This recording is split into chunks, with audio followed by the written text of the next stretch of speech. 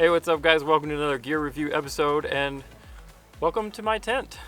So I was gonna do this gear review outside, but it's super windy where we're camping right now, so we decided this was better. Anyways, so today we're gonna be reviewing this guy, the Tamron 70-200 G2, the 2.8 version, which is still covered in white sands. My God, how many times have we cleaned this stuff? If you want to see why it's covered in white sands, go watch this vlog right here. So the first thing I could tell you about this lens, the weather sealing is good. Very good. All right, so I'm gonna kind of focus on the things that I use this for the most and the things that I think most people will be interested in with this lens. And the three genres that I'm interested in the most are gonna be landscape photography, portrait photography, and sports photography. So that's where I think that this excels the most, and it's where it's going to get the most use in my bag. So this is definitely a super handy focal length and aperture to have in the bag. 70-200 is just every photographer's just workhorse, and 2.8, again, it's just fast, it's beautiful, it's everything that you need, and we're going to see how well this Tamron fits the bill. All right, so let's talk about portraits first. I think having this thing for portraits has been amazing so far for what we've done with it. It has proven to be super sharp, sharp enough to meet my standards, and I had the Canon 70-200, the Mark II version. I had the Mark II version since the day it came out for like at least 3 or 4 years until I sold it for my wonderful 400. But ever since then, I've been missing having a 2.8, and I didn't feel like spending the price for the Canon again when this came out. So that's the first huge thing about this is the price. The price is fantastic. It's super competitive, especially for what this is delivering. The image quality for these portraits is just, to me, it's stunning, and to me, using it for my profession, my professional business, I'm not going to have any problems, and I haven't had any problems delivering images out of this to clients. So with the portraits, the bokeh, as you can see here, is super nice. I don't have any complaints about it. I think it has a very nice fall off from the in focus to the out of focus parts. And another great thing that I love about this lens for portraits is it does really well handling flare and handling backlit conditions. I really love to shoot portraits in backlit conditions, and this handles, I have yet to see hardly any chromatic aberration with this thing, and that's fantastic. I also typically have a hard time with a chromatic aberration when I'm shooting wildlife and stuff like that, and with this thing, shooting birds and stuff, I haven't seen any chromatic aberration yet, and that's been really surprising and very welcomed for sure. The only downside to this lens at 200 is that it's not actually a full 200 because of the focus breathing. Now there's other videos like Dustin Abbott who's gone way more into detail about that, but suffice it to say that this is not quite 200 because of the focus breathing. It's going to be more like 185, 190-ish. So if you want the longest 200 out of your 200, for your 200, whatever that means, then you might want to take a look at the Canon or the new Sigma. Both of those are a little bit longer on the 200 end. But again, that hasn't deterred me. This does have a closer minimum focus distance than any of the 70-200s, I believe. So being able to get a little bit closer, I think, helps. But you're not going to see as much background compression with the Tamron compared to the Canon or the Sigma.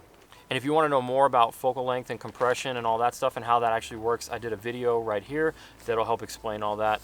So for landscapes, I love, if you guys just watch my channel, if you follow me at all, then you'll know that I love my long lenses.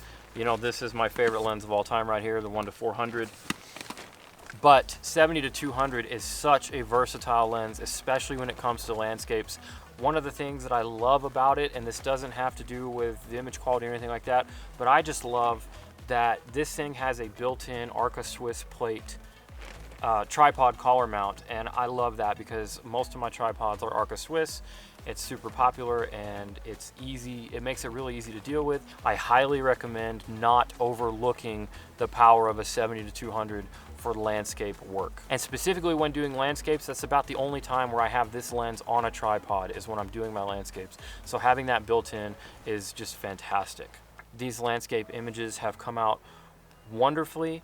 And the color renditions, I'm very happy with the color renditions. I'm very happy with the contrast. And like I said before with the portraits too, I'm extremely happy with the lack of chromatic aberration on this lens.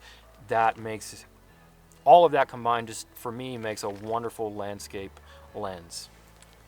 So the last thing I want to talk about is action photography, sports photography. I do a lot of that. I shoot a lot of mountain biking and a lot of just action extreme sports. And this thing has been great so far. The autofocus has been, I haven't had any problems with the autofocus with either a subject coming towards me or with panning for the subject.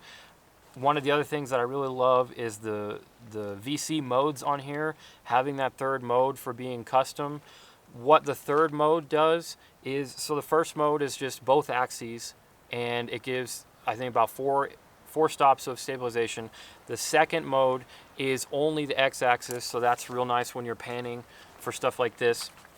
But the third one is, if you want for an even faster method, is that what it does is normally when you hold the focus button down and you're in modes 1 and 2, then you will feel it stabilizing and you will feel it as it goes, and when you look through the viewfinder you will see the stabilization effect and it will help, but that makes it a little slower. So the third one will only activate the stabilization when you click the shutter button. So having those three options has really been fantastic. I haven't had any problems focusing on fast moving subject like these little birds, and I haven't had any problems focusing on like mountain biking stuff or taking pictures of my kid. Any of that stuff, it's been wonderful. So one more thing that I want to mention though is if you're a Canon shooter, then you might trip out over this a little bit, is that the zoom is backwards. So it starts at 200 and it zooms the opposite way. If you're a Nikon shooter, then you'll be super happy because that's the same as Nikon. I don't have a problem with it. A lot of people do, but it hasn't bothered me yet. The fluorine coating on this, Tamron has included a fluorine coating,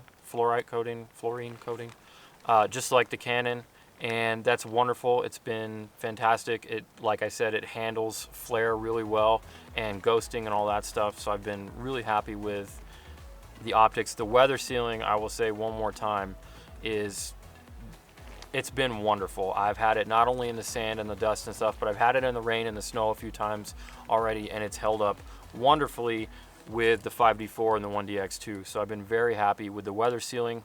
So for what this lens is, for what it does, for its focal length and for its aperture and for its price, I think right now you just can't beat it. If you are someone who is on a budget but still wants to take their photography seriously, then I would definitely give this a very hard look and highly recommend it. I know that I personally have been very happy with this lens. It's a workhorse for me, and I will continue to put it to good use for my business. So if you guys have any questions about anything that I went over or didn't go over concerning this lens, leave those in the comments below and I'll definitely answer them. If you haven't already, make sure you subscribe to this channel. I've got new videos every Tuesday and Friday. Hit that like button if this video helped you out. Thanks for watching. I'll see you in the next one.